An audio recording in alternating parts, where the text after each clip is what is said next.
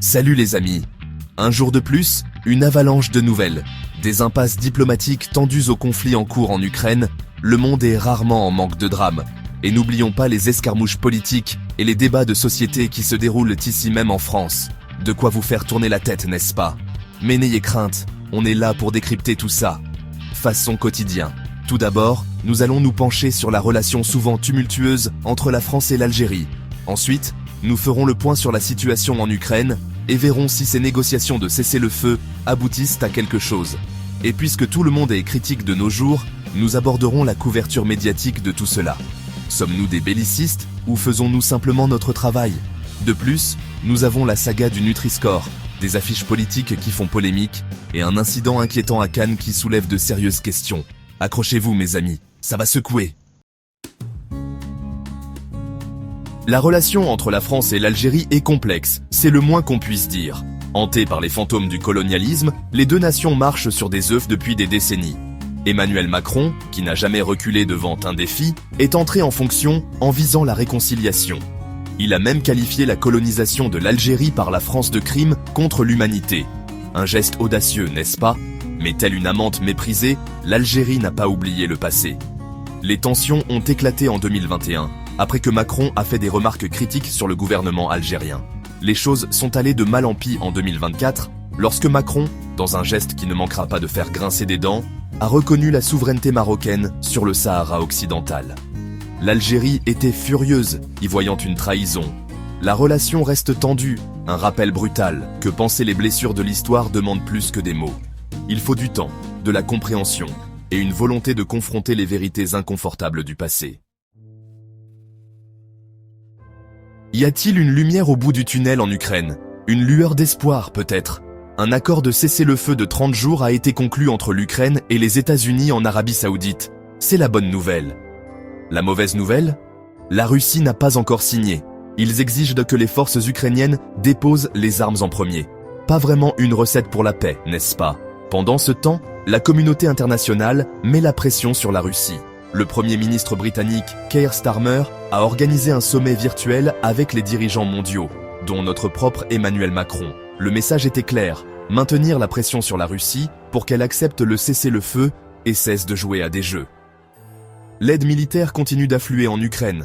L'Australie vient d'engager la somme rondelette de 1,5 milliard de dollars, principalement pour le soutien militaire. L'Allemagne met également la main à la poche, avec 3 milliards d'euros supplémentaires d'aide militaire en route. Et les déploiements de troupes? Macron dit que c'est à l'Ukraine de décider, pas à la Russie. Le Royaume-Uni est prêt à envoyer des troupes si un accord de paix est conclu, mais l'Italie hésite. Quant au combat, eh bien, il continue. Zelensky nie que les troupes ukrainiennes soient encerclées à Koursk, affirmant qu'elles atteignent leurs objectifs. La Russie, bien sûr, chante une chanson différente. Le brouillard de la guerre est épais, mes amis, ce qui rend difficile de séparer les faits de la fiction.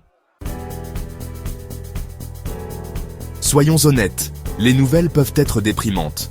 Guerre, conflit, catastrophe, c'est assez pour donner envie de se cacher sous terre. Et certains d'entre vous ont remarqué que notre couverture de la guerre en Ukraine a une certaine intensité. Certains l'ont qualifié de belliciste. Mais voilà le truc mes amis. Notre travail n'est pas d'enjoliver la réalité. C'est de rapporter les faits, même quand ils sont laids. Nous devons vous montrer ce qui se passe, même si cela vous met mal à l'aise. Cela dit, nous entendons vos préoccupations. Il est important de trouver un équilibre entre la couverture des réalités de la guerre et la mise en lumière des voix qui appellent à la paix. Et nous nous engageons à le faire. Nutri-Score. Débat sain ou bataille rangée? Vous vous souvenez du nouveau Nutri-Score que le gouvernement vient d'approuver? Vous savez, celui qui est censé nous aider à faire des choix alimentaires plus sains? Eh bien, il semble que certains fabricants de produits alimentaires ne soient pas vraiment ravis. En fait, ils l'abandonnent complètement. Que se passe-t-il? Ont-ils peur de la transparence? Pensent-ils que nous ne pouvons pas gérer la vérité sur ce que contiennent nos aliments? Ou peut-être craignent-ils simplement que cela ne nuise à leurs résultats? Quelle que soit la raison, il est clair que le Nutri-Score a déclenché un débat sur l'étiquetage des aliments, le choix des consommateurs et le pouvoir de l'industrie alimentaire. Hanouna et l'affiche, un ballon politique. Laissez à la politique française le soin de transformer une affiche en controverse nationale. Cette fois, c'est la France insoumise, ou LFI, pièce sur la sellette à cause d'une affiche mettant en scène nul autre que Cyril Hanouna. L'affiche elle-même est... disons simplement qu'elle est provocatrice. La défense de l'affiche par LFI n'a fait qu'attiser les flammes, déclenchant une vague de critiques de la part du public et de la classe politique. Est-ce une satire politique intelligente ou un pas de trop? À vous de décider, mes amis. Incident de Cannes, un système à l'examen. Un incident inquiétant à Cannes a braqué les projecteurs sur les politiques d'immigration françaises. Un individu sous le coup d'une OQTF, c'est-à-dire qu'il avait reçu l'ordre de quitter la France, a menacé des policiers avec un couteau devant un commissariat. Cet incident soulève de sérieuses questions sur la sécurité publique et l'efficacité du système d'immigration français.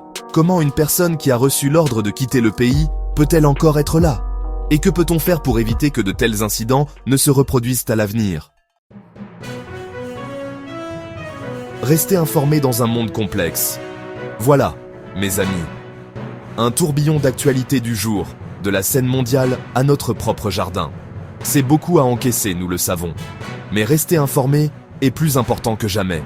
Dans un monde saturé d'informations, il est facile de se sentir dépassé. Mais ne décrochez pas. Intéressez-vous aux nouvelles, remettez en question ce que vous lisez et formez-vous vos propres opinions. À la prochaine. C'est tout le temps dont nous disposons pour aujourd'hui, mes amis. Mais la conversation ne s'arrête pas là. Continuez à poser des questions, continuez à chercher des réponses et continuez à remettre en question le statu quo. À la prochaine, restez informés, restez engagés et restez géniaux.